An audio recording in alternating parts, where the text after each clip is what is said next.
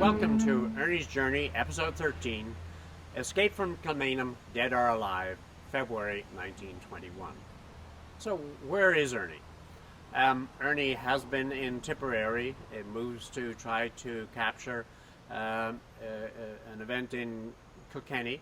He's captured. During that, is brought to Dublin Castle. His alias is Bernard Stewart, so his captors don't know who he is really.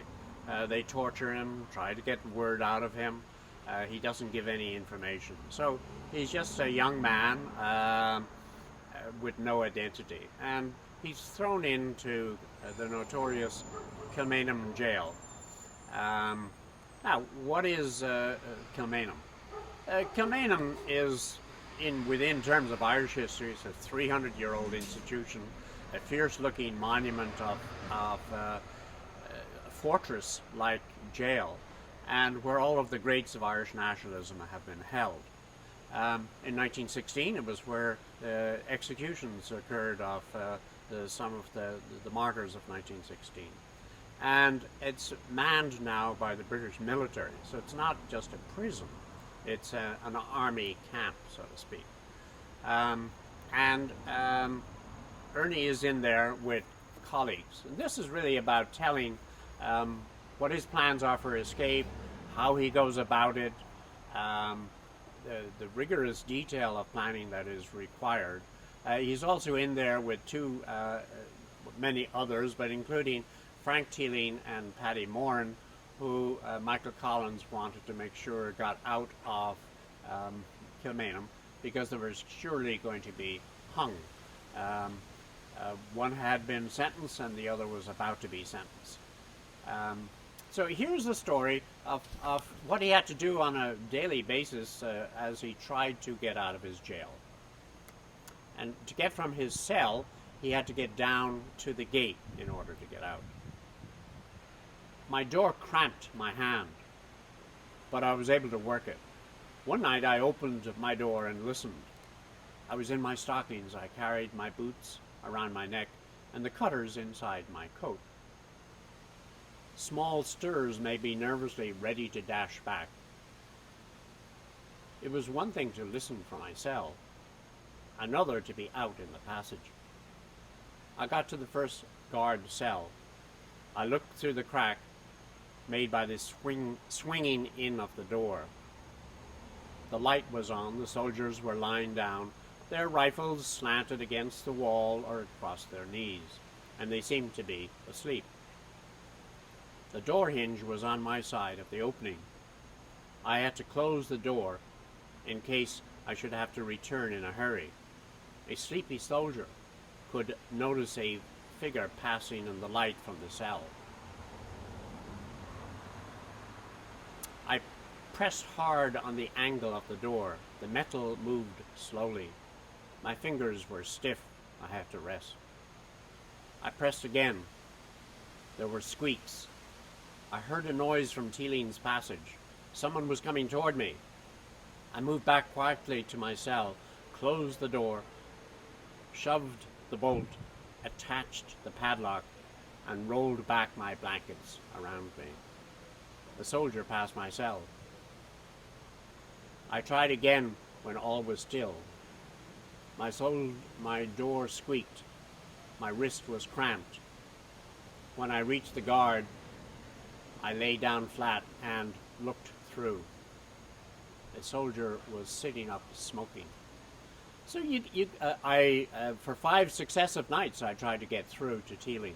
So you can see just the tension in trying to move down a passage late in the evening, hoping that with the aspirations of getting out, and yet 5 successive nights he fails to achieve that and has to come back into where he was at the start. Um, Now, the whole idea was that Michael Collins had um, prepared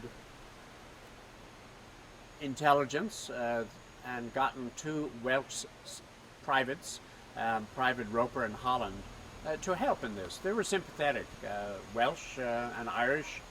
No doubt there was financial remuneration, but they also had gotten to know these two men, Paddy Moran, and didn't were convinced not of their total innocence, but that they shouldn't be hung. So these men brought in the revolver and the bolt cutter, but a plan had to be established, and here's part of how the plan developed. Again, reading from On Another Man's Wound. Moore and I talked often of escape. Teeling, who was now closely watched, came in to us one day on his way back from the Jacks. The police liked him and admired him. They told us what a fine fellow he was. Most of them would be sorry to have him be hanged. Mac told me one of the police is friendly. Morn said, "You'd better talk to him." I met the soldier myself. He seemed sincere. That evening I gave him a note for the Chief of Staff and told him where to leave it.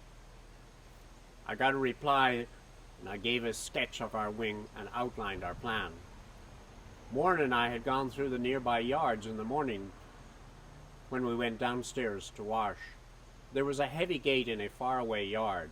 Its two parts were backed by a heavy steel bar, which had kept in position by a huge padlock. I asked for a bolt cutters and a gun. Warren and I were ready. They were ready to take any chance so that Teeling could escape. We would need men from the local company to guide us through the streets after the curfew. The Chief of Staff wrote that any plan had to include Teeling and myself. And so you see the setup here where there was an inside and an outside job, difficult to execute, and again there could be British patrol on the outside with their soldiers, and in fact, as we see later on, there were soldiers on the outside, but that wasn't a problem.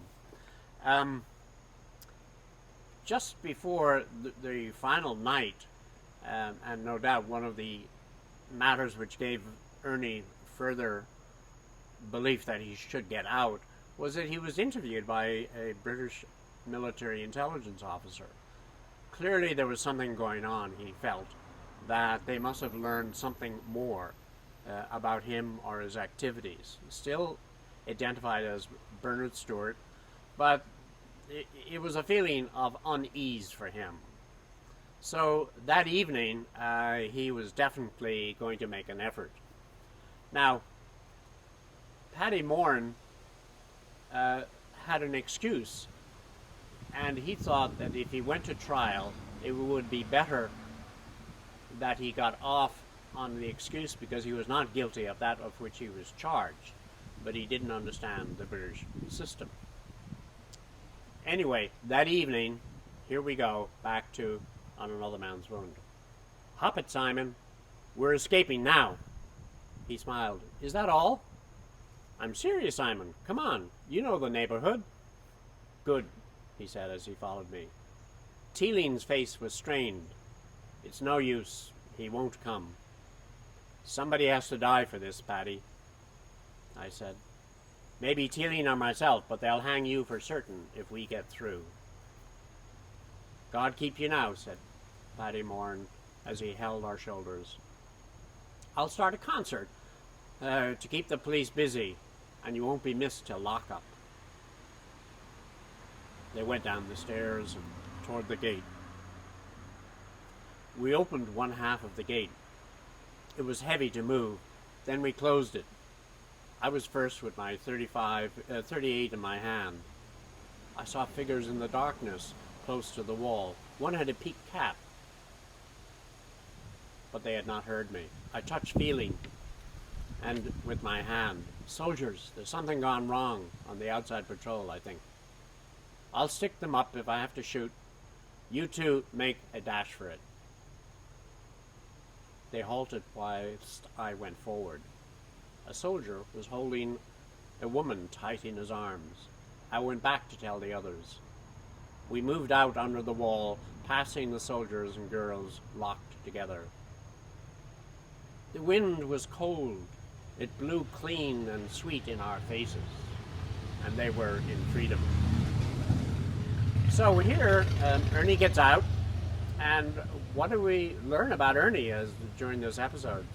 Well, he's still the inventive person, the leading, someone who is thinking of how to organize things. The detailed work which he had as an organizer pays off.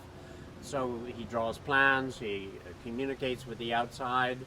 He's very fortunate to have some inside help by the way of these two privates who end up being sentenced to 8 years hard labor afterward when they were found out.